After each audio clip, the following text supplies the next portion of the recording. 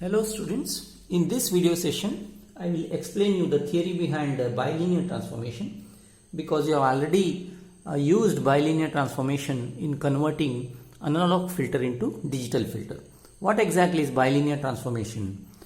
You know that bilinear transformation is a method used to convert analog filter into digital filter,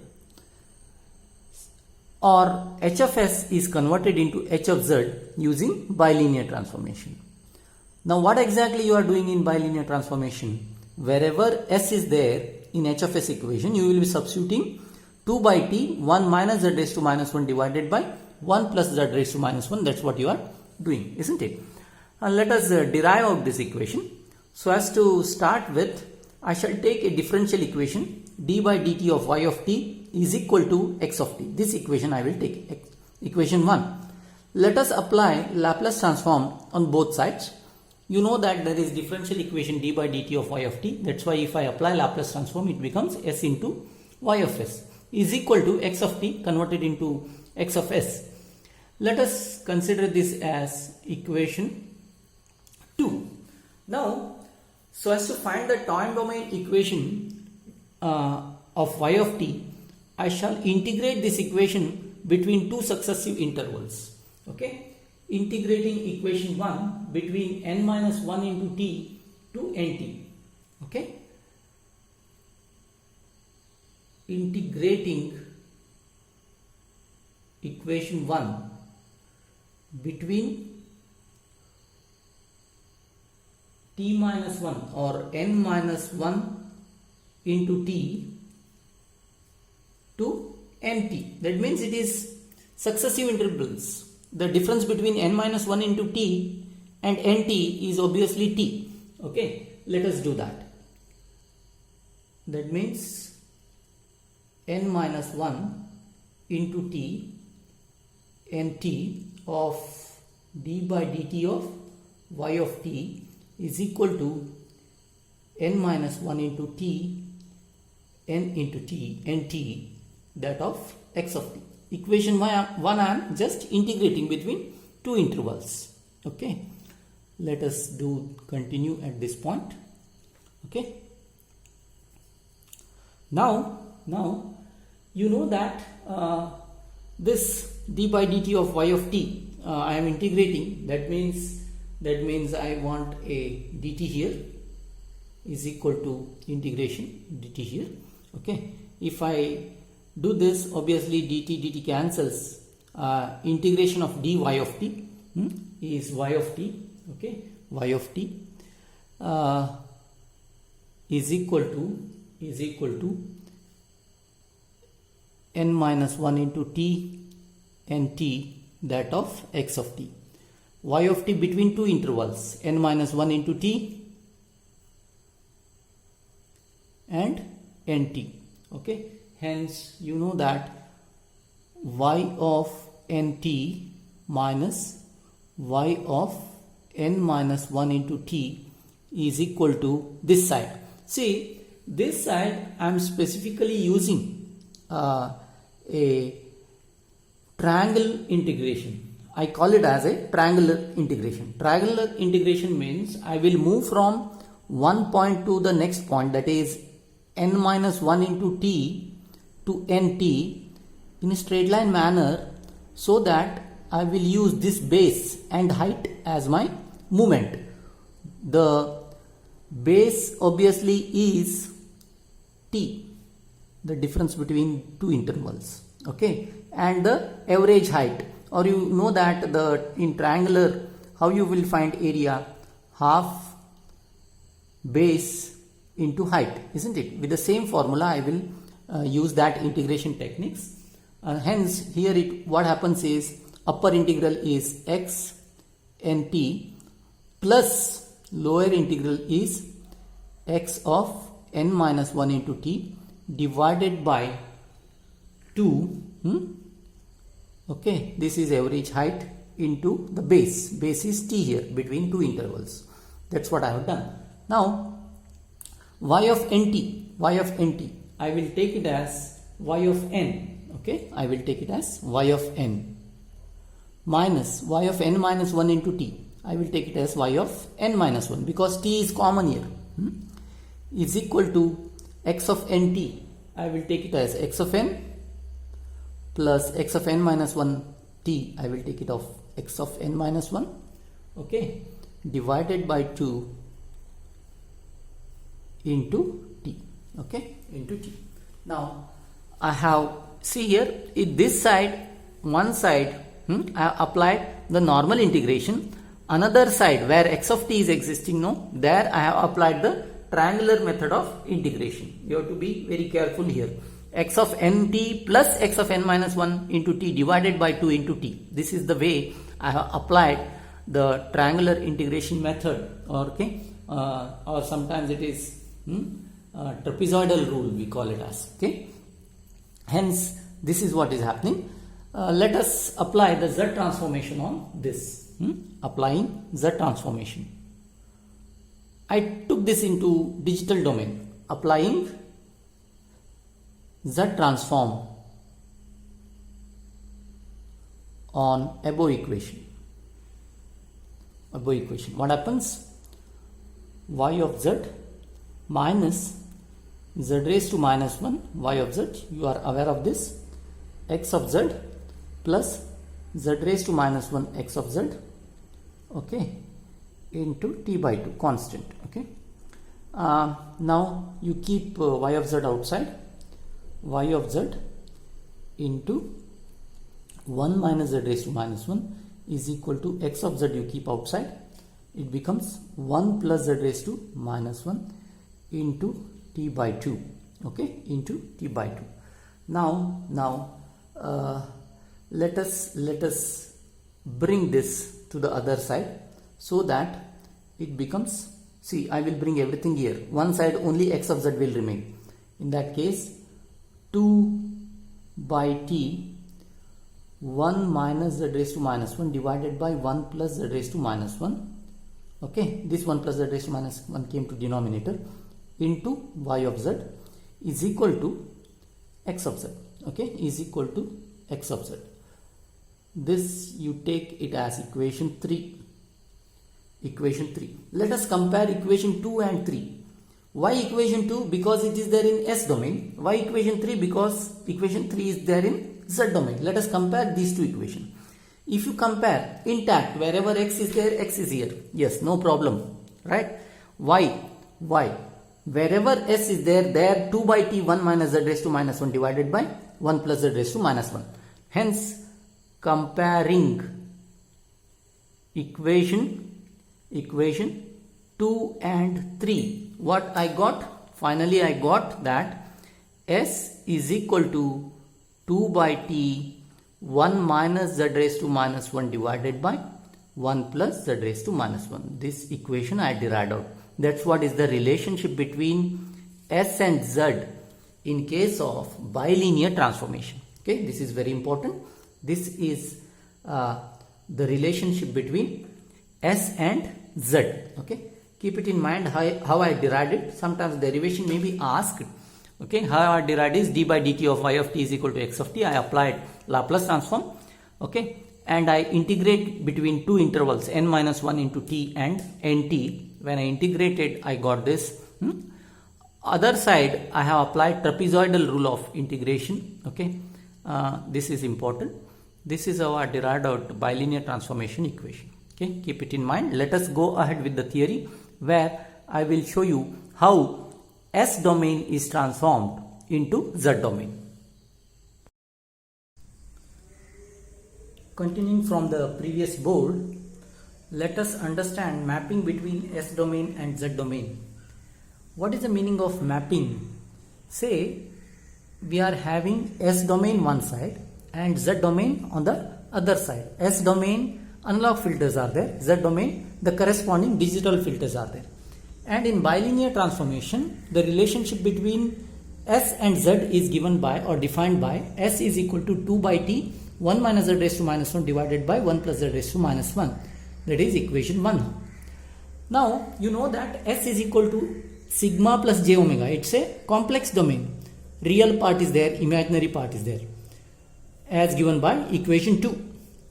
Whereas Z domain, that is also a complex domain where it is defined by Re raised to JW. W means omega only, but in digital domain I shall call it as W. Now Z domain mainly it is represented by real and imaginary complex part, but mainly there will be a unit circle. Unit circle or a circle with radius 1 is the defining point. Now let us evaluate the relationship between S domain and Z domain. Now consider equation 1. In that I shall have S is equal to 2 by T. I shall multiply both numerator and denominator by Z. 1 minus Z raised to minus 1 divided by 1 plus Z raised to minus 1. Now if I multiply, you know that 2 by T, Z goes inside and it becomes Z minus 1 divided by Z plus 1. Okay. Now S is sigma plus J omega is equal to 2 by T. Z, what is Z? Z is defined by equation 3, Re raised to JW minus 1 divided by Re raised to JW plus 1. Okay. Now E raised to JW or E raised to J theta equation, you know that E raised to J theta is cos theta plus J sin theta, hence I just replace it there. 2 by T R E raised to JW is cos W plus J sin W minus 1 whole divided by R cos W plus J sin W plus 1. If I simplify this, it becomes 2 by T R cos W plus J R sin W minus 1 whole divided by R cos W plus J R sin W plus 1. It becomes, I just continue here,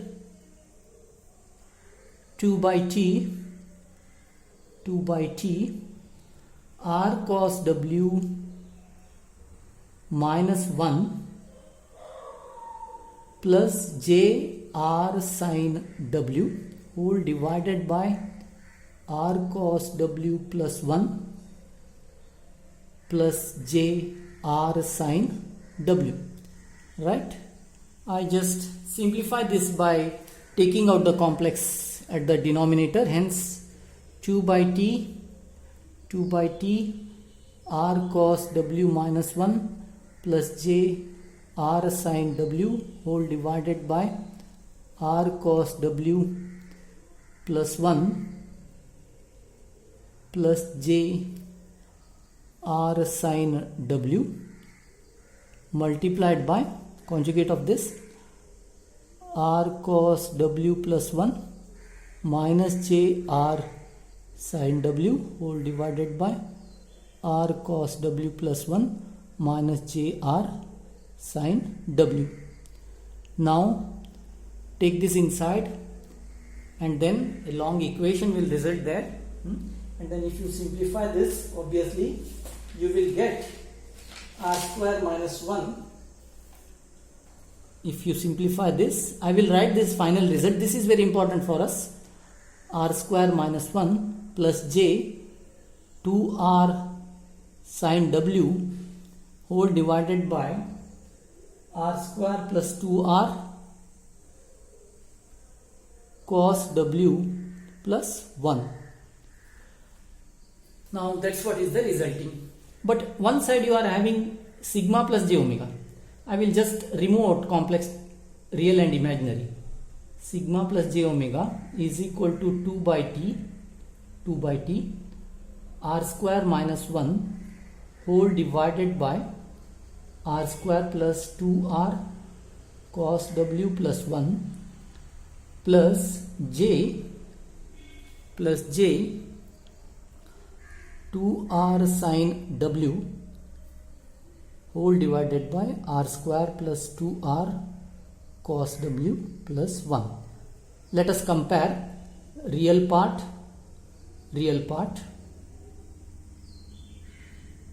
imaginary, and this is imaginary. Hence comparing both sides, you know that sigma becomes equal to 2 by t r square minus 1 whole divided by r square plus 2r cos w plus 1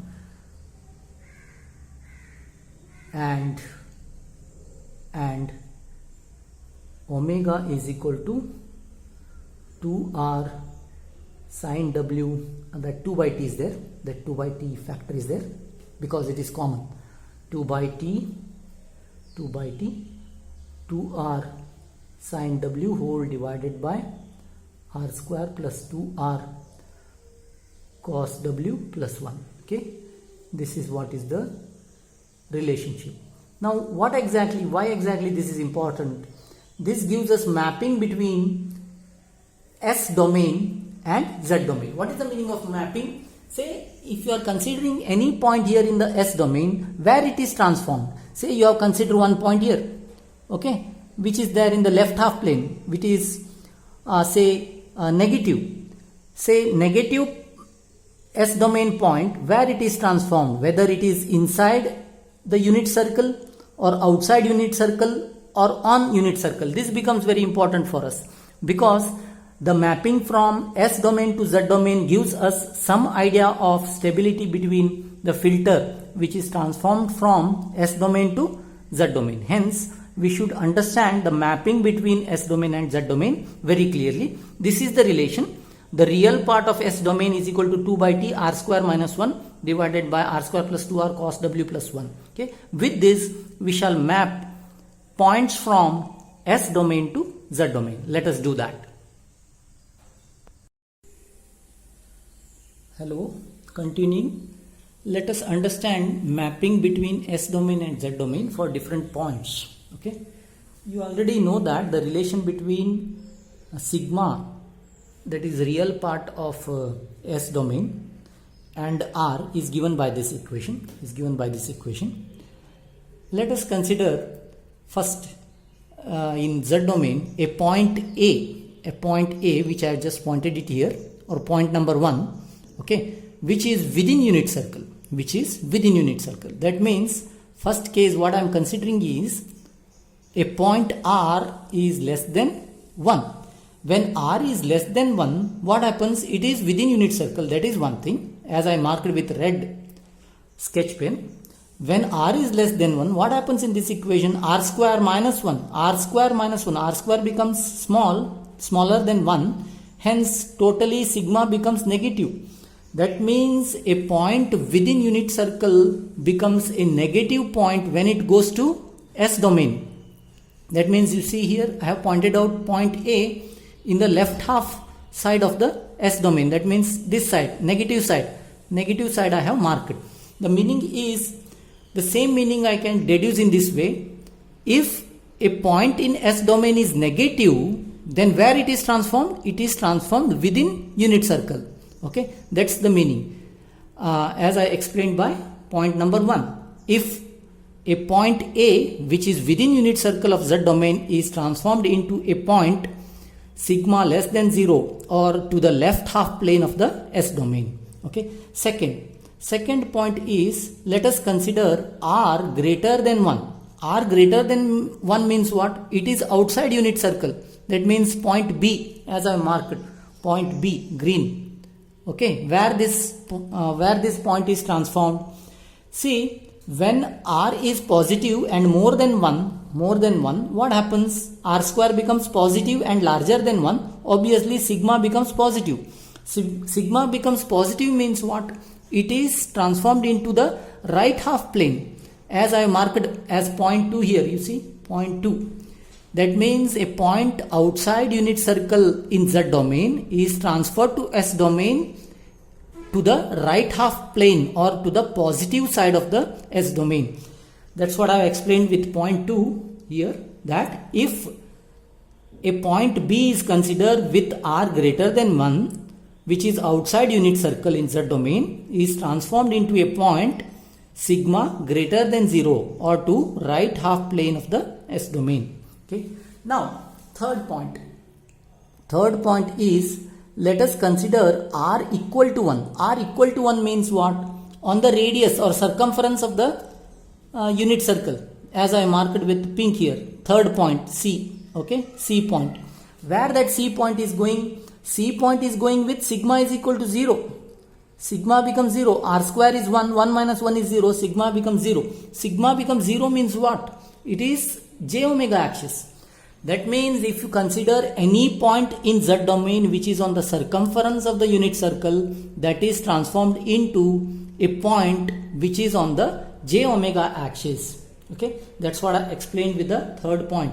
If a point C is considered which is on the radius r of the unit circle in z domain, then it is transformed to a point on j omega axis. Very simple. In an abstract way, I can say that if a point is there on the left half plane of the S domain, where that is transformed, it goes into within unit circle. If I consider a point on the right half plane of the S domain where it is transformed, it goes outside the unit circle. If I consider a point on the j omega axis in the S domain where it is transformed to the radius or circumference of the unit circle. This is very important. Okay, these 3 points are very important. Now, why this mapping between S domain and Z domain is required for us? Because you see, a stable filter is considered a filter which is having poles on the left half plane of the S domain, left half plane, that is analog domain, so that the filter is stable. We shall say that if a filter is having poles on the left half plane of the S domain, then that filter is stable. What about Z domain or digital domain? Say a filter is stable if its poles are within unit circle. Obviously, from point 1, it is clear that left half plane is transformed into a point within unit circle. I can conclude that a filter which is stable in the analog domain becomes stable in the digital domain also if I transform from S domain to Z domain with the help of bilinear transformation. Hence, bilinear transformation transforms a stable analog filter into stable digital filter. That's what is the conclusion. You see, these 3 points are very important because you will be asked, give the mapping between S domain and Z domain. You should explain these 3 points, okay? Point A, point B and point C, okay? Or 3 points, 1, 2, 3. I hope you understood this. If you are still having any doubts regarding mapping between S domain and Z domain, you can contact me to clarify it on your group, okay? Thank you.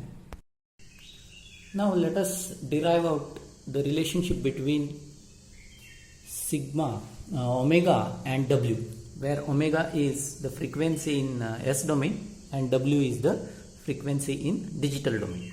Okay, let us see that. You know that omega is equal to 2 by T 2R sin W divided by R square plus 2R cos W plus 1. Let us consider here R to be 1. Okay, R to be 1. What happens? Sigma becomes equal to 2 by T 2 sin W divided by 1 R square. R is 1 here, isn't it? Plus 2 cos W plus 1.